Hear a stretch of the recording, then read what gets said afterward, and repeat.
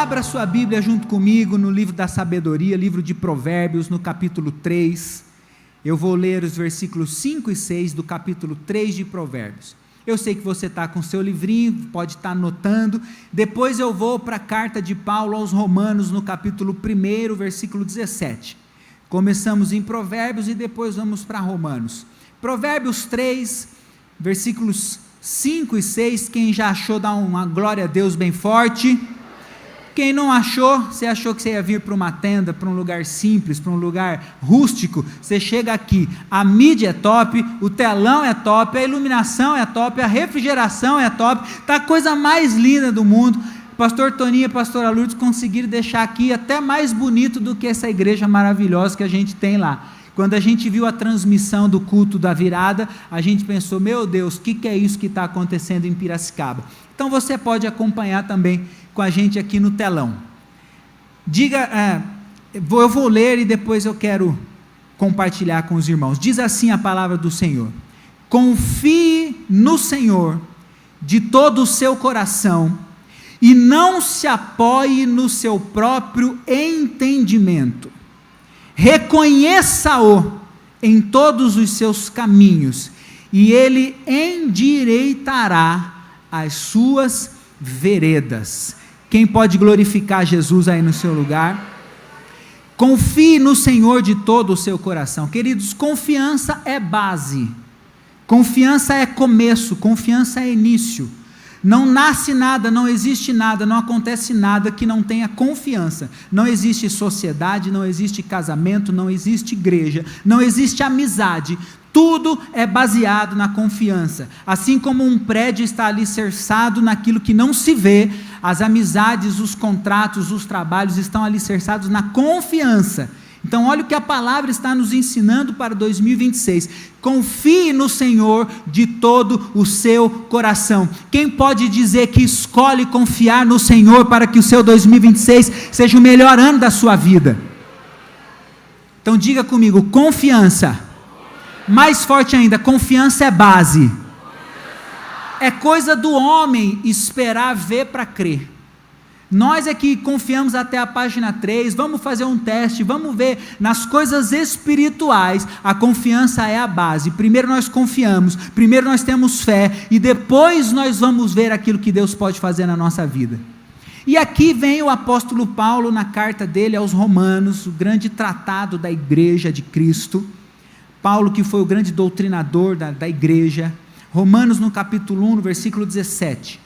Ele está apresentando a beleza do evangelho para um povo difícil, para um povo dominador, para um povo que tinha muitos deuses e ainda assim acreditava na força do braço do exército, do império de Roma. E ele está apresentando o evangelho, e olha o que ele fala: porque o evangelho é revelada, no evangelho é revelada a justiça de Deus. Preste atenção, uma justiça que do princípio ao fim é pela fé. E como está escrito? Ele está dizendo como está escrito porque não foi ele que escreveu. Ele está copiando a Torá, ele está copiando o Velho Testamento. Alguém escreveu antes dele. E como está escrito, o justo viverá pela fé.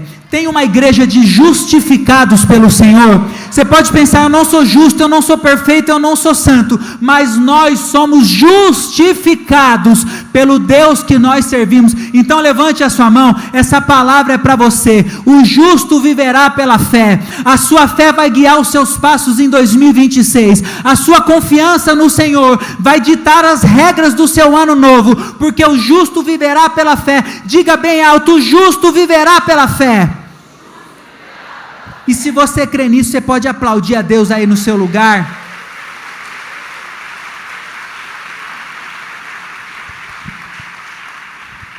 Quando o apóstolo Paulo, ele diz, como está escrito, o justo viverá pela fé, ele está citando o Velho Testamento, aqui especificamente, o livro do profeta Abacuque. Nós não precisamos abrir, não precisamos ler, é um livro muito pequeno, são apenas 3 capítulos. E o profeta Abacuque, ele nos ensina as grandes lições sobre a confiança no Senhor. Abacuque é considerado por alguns teólogos um dos profetas mais sinceros da Bíblia. Alguns dos versículos desses 3 capítulos do pequeno livro é considerado tão bonito como um salmo, porque assim como Davi rasgava o seu coração diante de Deus, por isso nós cantamos muitos louvores, por isso que Davi é lembrado e reverenciado não só como rei, mas como adorador. Também Abacuque, ele se torna um profeta muito sincero, e ele não começa o seu livro declarando essa fé, nem essa confiança, mas ele começa o livro de Abacuque, no capítulo 1, fazendo perguntas. Ele vê Israel, quando ele olha para a nação, ele vê muita violência, muita injustiça, injustos prosperando, enquanto pessoas justas são feitos de sofrimento, de dor. Ele vê muita corrupção, e ele, com sinceridade do seu coração, ele ora a Deus. Está aqui já uma primeira lição. Ele não vai para a internet, ele não faz rodinha na sua casa na hora da refeição para murmurar.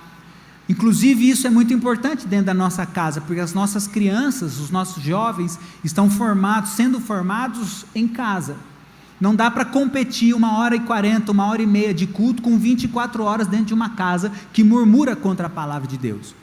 Então Abacuque, na sua sinceridade, mas de uma maneira muito respeitosa de um Deus vivo, ele vai para o joelho, ele vai para a oração, e ele reclama diante de Deus, e Deus responde. Quem crê que Deus responde oração?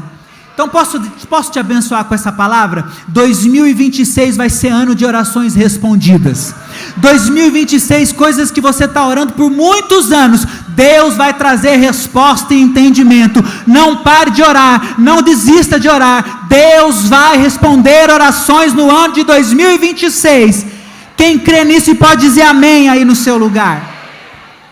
Mas nem sempre a resposta de Deus é exatamente da maneira com que nós esperávamos. Nem sempre Deus responde aquilo que nós gostaríamos de ouvir.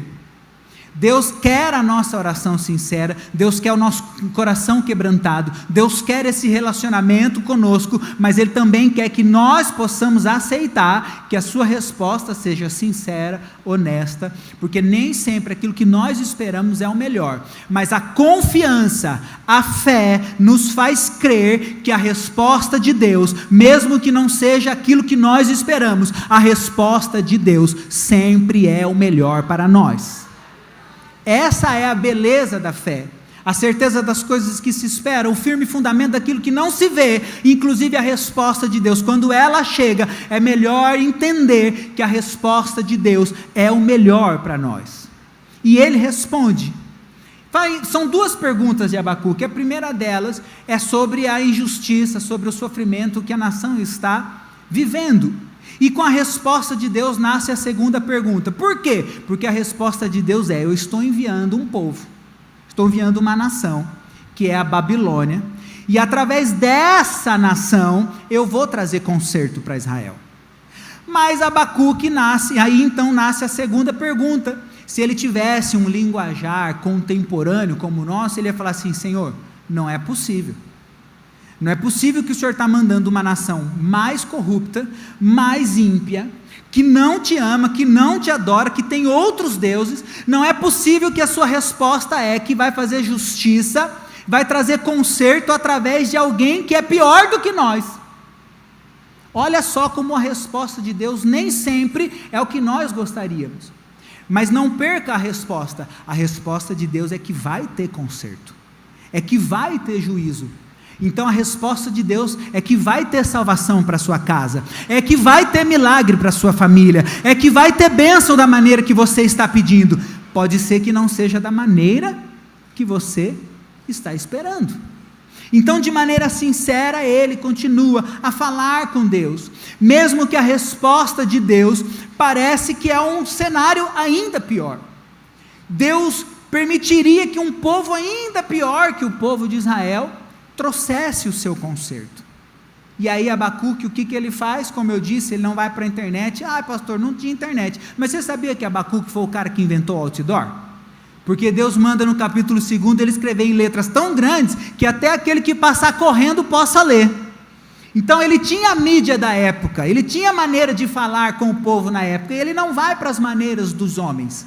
Ele continua fiel na sua confiança no Senhor. Então ele não abandona a fé, ele não para de orar, ele não foge, ele não fala: Deus, eu paro de profetizar, eu não aceito a resposta, se não for do meu jeito eu não quero mais. Não, ele se rende ao Senhor. Então no primeiro capítulo, se ele questiona em oração, no segundo capítulo, se ele continua esperando em oração, chega o terceiro capítulo, e é o capítulo que a gente ama, e ele começa a adorar, e ele fala: ainda que a figueira não floresça, ainda que não hajam frutos na vide, todavia eu me alegrarei no Senhor, eu exultarei no Deus da minha salvação. Ele continua crendo e ele continua adorando. A resposta difícil não impede que ele seja um adorador.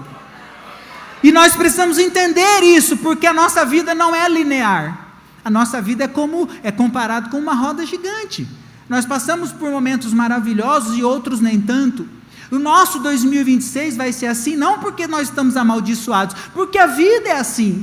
Tem dia que a gente acorda e a gente acha que vai dominar o mundo. Tem dia que a gente acorda e fala: pelo amor de Deus, não dá para dormir mais um pouco? E fica tocando no despertador para dar de 5 em 5 minutos. E a gente não quer encarar os desafios, porque nós somos assim.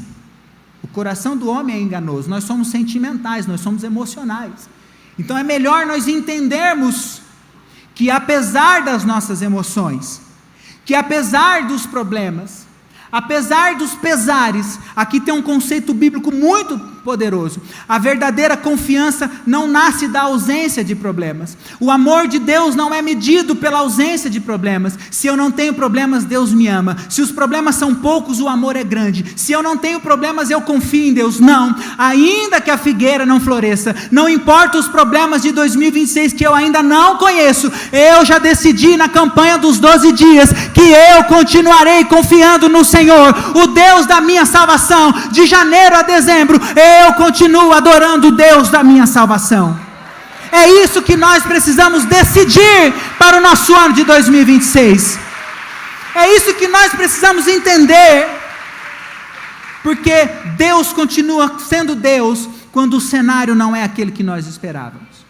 Ele continua tendo o controle das coisas. Você pode levantar a sua mão como se fosse encostar na minha. Deus não perdeu o controle da sua casa. Deus não perdeu o controle da sua família. Deus não perdeu o controle dos seus negócios. Ele não perdeu o controle da sua saúde. Ele continua sentado no trono. Ele é soberano, Ele é poderoso, e Ele é o Deus que a sua casa está servindo.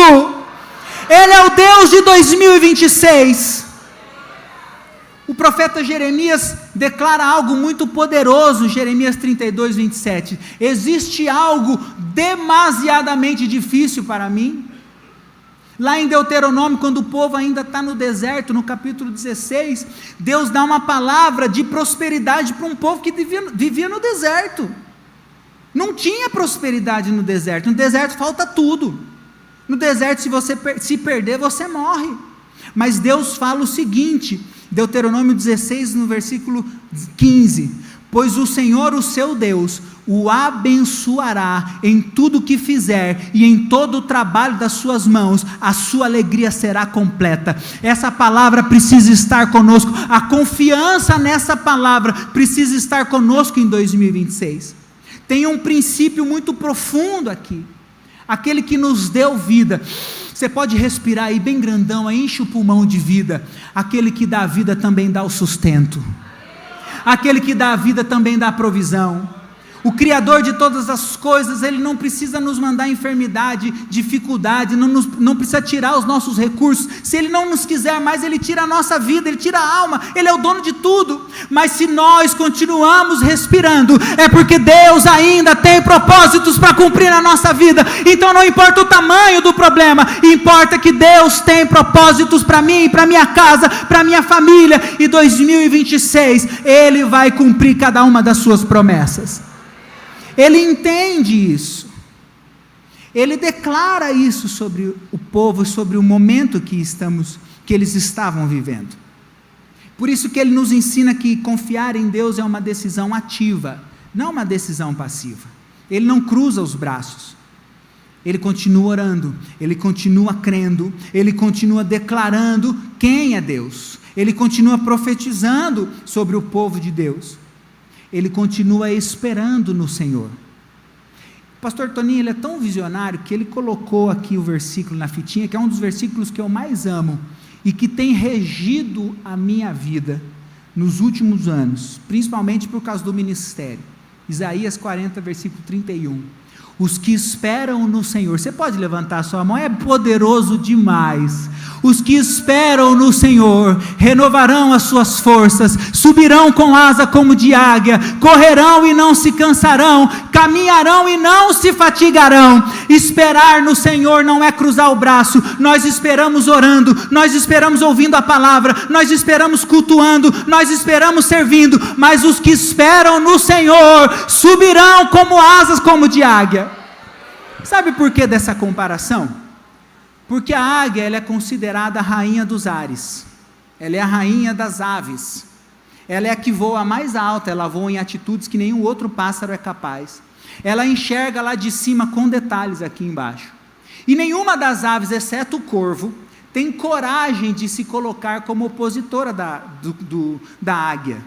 Só o corvo é petulante o bastante para atacar a águia. A águia não tem predadores. Mas quando o corvo tenta atacar uma águia, ele vem pelas costas, ele vem por trás, e ele começa a bicar a águia. E a águia não responde à provocação. A águia não tenta se virar para lutar contra o corvo nas suas armas, na sua violência, nas suas bicadas. A águia continua subindo para mais alto. Quem está entendendo já está dando glória a Deus aí. A águia não se rebaixa para lutar com o corvo na altitude do corvo. A águia não se rebaixa para lutar com o corvo nas armas do corvo. Ele continua subindo para o alto. E quando ela vai subindo, quanto mais alto, o corvo só tem duas opções: ou ele desiste, ou se ele continuar, ele vai chegar numa altitude tão grande que ele vai perder a própria vida. Então deixa eu profetizar sobre a sua vida. Levante a sua mão. Os seus problemas, não enfrente os seus problemas com as armas desse mundo, não enfrente os seus problemas com as acusações do mundo, não responda ao mundo com a sujeira do mundo. Os seus problemas só vão ter duas opções em 2026, à medida que você sobe para perto de Deus, à medida que você está na presença de Deus. Ou os seus problemas vão desistir de você, ou eles serão derrotados pelo Deus que você serve. Não tem uma terceira opção para os seus problemas em 2026. Continue subindo para o alvo, continue subindo para o alto, continue avante para a presença de Deus. E é assim que Abacuque nos ensina, quando a resposta não é aquela que nós gostaríamos. A confiança é uma decisão ativa. Existe um conceito para os judeus, e inclusive para os rabinos judeus, e tem muitos judeus que são como nós, judeus messiânicos, que aceitam Jesus como Messias, por isso que nós aprendemos muito com eles. Tem um conceito dos judeus, que é a palavra emuná. Emuná é a fé em Deus como Criador. Não apenas um Deus, não é o Deus dos deuses, não é mais um Deus como na Grécia Antiga, não é mais um Deus como na Índia de hoje em dia. Ele é o Deus Criador, Ele é soberano, Ele é todo-poderoso. E aí, como nós vemos na palavra, tanto no Novo Testamento, em Tiago, no capítulo 1, Velho Testamento, em Crônicas 29, nós cremos que tudo vem de Deus. Quem crê que tudo vem de Deus aí? E a palavra nos ensina, a primeira carta de Paulo a Timóteo, no capítulo 4, que tudo que Deus faz é bom. Então os judeus vivem essa verdade, de que tudo vem de Deus, e que tudo que Deus faz é bom. Você pode declarar isso no seu lugar? Diga: tudo vem de Deus, tudo que Deus faz é bom. Então eles entendem até mesmo, que o problema, que uma situação contrária, pode ser um instrumento de Deus. Mas como é que é isso? Os caras ficaram doidos. Deus simplesmente pode reverter a maldição em bênção. Mas Deus não desperdiça recurso. Deus não desperdiça a palavra. A Bíblia diz que nenhuma das palavras que sai da boca de Deus volta vazia, sem antes cumprir o propósito. Então, se tudo vem de Deus, se nós cremos que tudo vem de Deus, e tudo que Deus faz é bom, nós podemos crer nesse princípio um pouco delicado, mas muito necessário, que Deus usa crises para nos levar a níveis mais profundos em relacionamento com Ele. Deus pode usar os nossos problemas para criar em nós, para gerar em nós essa emuná, essa confiança de que Ele é Criador, de que Ele é soberano, que Ele é todo-poderoso. Ele pode simplesmente estar através desse problema que você está enfrentando hoje, que eu não sou capaz de saber, que os nossos pastores, por mais que nos amem, não são capazes de saber. Ele pode estar usando inclusive esse problema para trazer você para os 12 dias, porque sem esse problema você não iria consagrar todos os meses na presença de Deus. Tem uma história que diz que um rei com toda a sua corte, toda a sua comitiva, estava passando pelo caminho, e ele encontra uma donzela em apuros, com bandidos tentando atacá-la, e ele para a comitiva e salva a donzela. Nesse salvamento ele se apaixona por ela, e quando ele se apaixona por ela, depois dela estar salva na sua casa, ele começa a mandar os seus mensageiros para pedi-la em casamento. Ele começa a convidá-la para ir para o castelo, para ir para o reinado, e aí os pais se interessam muito. Quem é que não quer ter um bom genro, né, irmãos? Quem é que não quer ter uma família abençoada, com um genro abençoado, maravilhoso? Então os pais da donzela começaram a se interessar. Um genro desse, quem é que não queria, né, irmãos? Dá um glória a Deus aí no seu lugar. Pois é, Deus está falando, irmãos. Mas a verdade é que na história, a donzela não respondia o rei.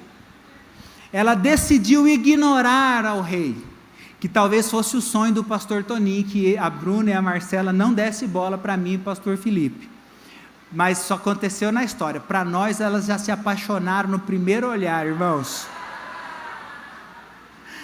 E a donzela não respondendo o rei, você sabe que rei não tem muita paciência, ele perde a paciência, ele bola um plano para chamar a atenção da donzela. O que ele faz? Ele contrata os mesmos malfeitores e combina um horário que ele vai passar na frente da casa dela, e aí eles simulam de novo um ataque, um assalto, um momento difícil na vida dela, e quando ela está sendo atacada e percebe que o rei está passando de novo na porta da casa dela, ela começa a gritar e implorar para que o rei a salve. Quando o rei chega perto dela, ele fala assim: era só isso que eu queria, eu só queria chamar a sua atenção, eu só queria ouvir a sua voz de novo, porque desde aquele dia que eu te salvei a primeira vez, desde o milagre que você recebeu, desde o primeiro amor, desde a primeira vez que você entrou na minha presença, quando alguém te convidou, nunca mais eu ouvi a sua voz com a mesma intensidade. Eu só queria isso. Não precisava passar por isso. Tem um louvor que eu gosto muito da nossa infância, que é aquele: quebra e transforma, até que enfim sua vontade se cumpra em mim. O louvor é lindo, é teológico, não tem problema nenhum com esse louvor, mas eu prefiro orar diferente. Eu prefiro falar: Senhor, não precisa quebrar, eu sou facinho para ouvir a voz de Deus, não tem que quebrar nada, fala o que o Senhor quer, e eis-me aqui para poder obedecer. Não preciso chegar nem perto do poço, muito menos no fundo do poço, para entender que Deus quer usar as situações para que eu clame mais, para ver os meus joelhos dobrados, para ver as minhas mãos levantadas, para ver os meus olhos fechados em oração. Ele está tentando chamar a atenção da igreja, e se precisar, por misericórdia, por amor, Ele vai fazer isso através de situações difíceis. É melhor uma situação difícil que nos traga de volta para a presença de Deus, do que ficar numa vida fácil e ir de passos largos numa eternidade longe do Criador. E vocês aqui temos muitos, aqui o pastor Toninho fala uma verdade, aqui é um lugar de águia, que tem muita gente boa, tem muitos líderes, tem muitos empresários, tem muita gente de eminência no seu trabalho, tem muitos pastores. Você não pede nada para alguém que você não tem a esperança que vai te dar retorno. Você não vai jogar a conversa fora, você não vai gastar saliva, você não vai pedir algo para alguém que daí não vai sair nada. Eu não espero mais nada, já pedi 1000 vezes, não acontece nada. O que a gente faz? A gente para de pedir.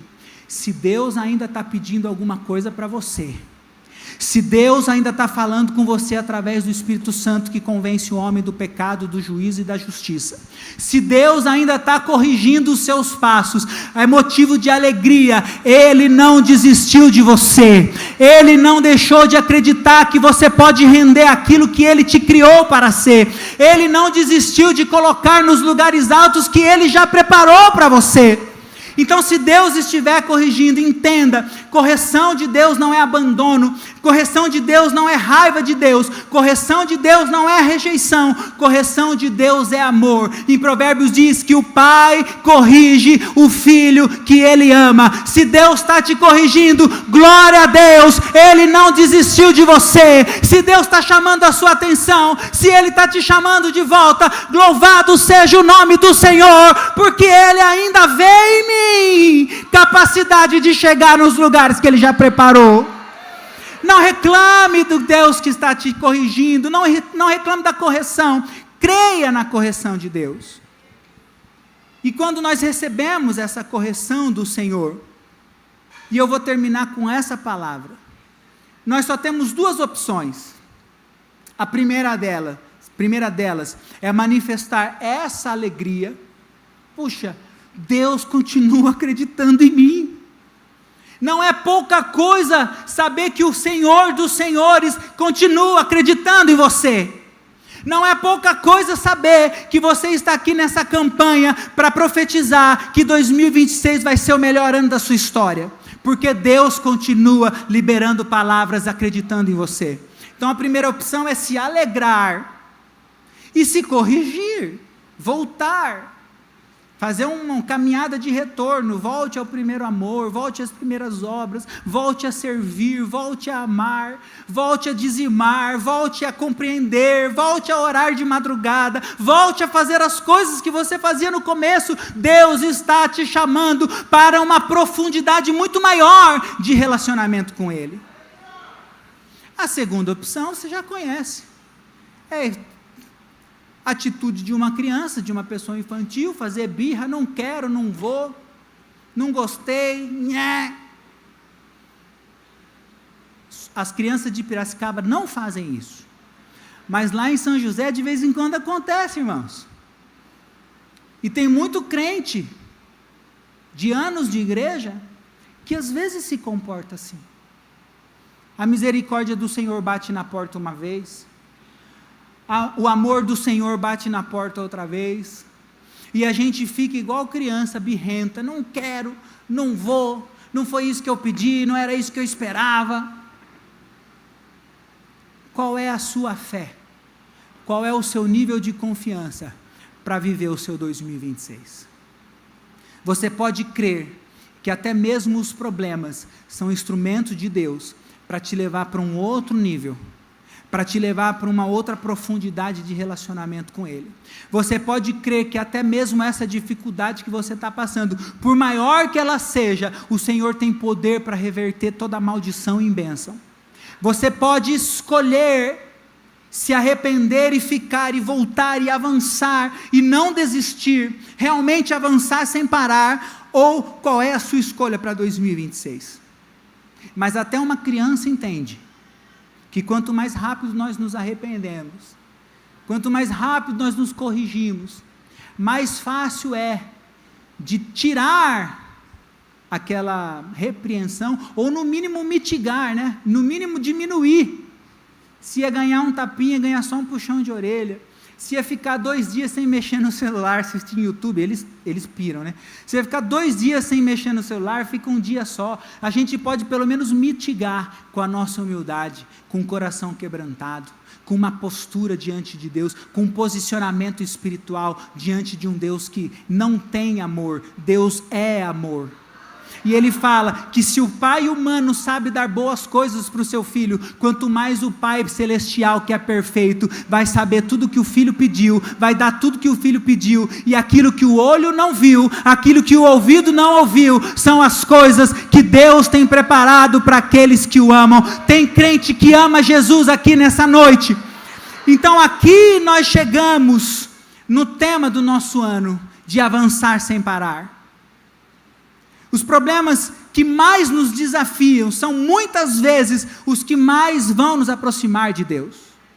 Avançar sem parar não significa que está tudo resolvido. Eu não vou avançar quando a gente estiver andando por um mar de rosas. Eu vou avançar, mesmo que as coisas não aconteçam do jeito que eu gostaria, porque eu confio que a resposta de Deus é melhor para a minha vida. Eu escolho avançar confiando, eu escolho avançar orando, eu escolho avançar servindo, eu escolho avançar cultuando, eu escolho avançar sem desistir, porque o problema não é um sinal de que Deus se afastou, é o caminho que Ele está usando para nos ensinar a confiar nele mais profundamente. Quem pode confiar, escolher confiar no Senhor nessa noite? Quem pode se lembrar disso em todo 2026? Em 2026, eu escolho confiar em Deus. Eu posso te convidar para se colocar de pé no seu lugar? 2026 é um ano que você vai avançar sim. A pastora Soraya falou isso, no exército muitas vezes ele se posiciona e por estratégia ele dá um passo para trás, sabendo qual é a próxima investida.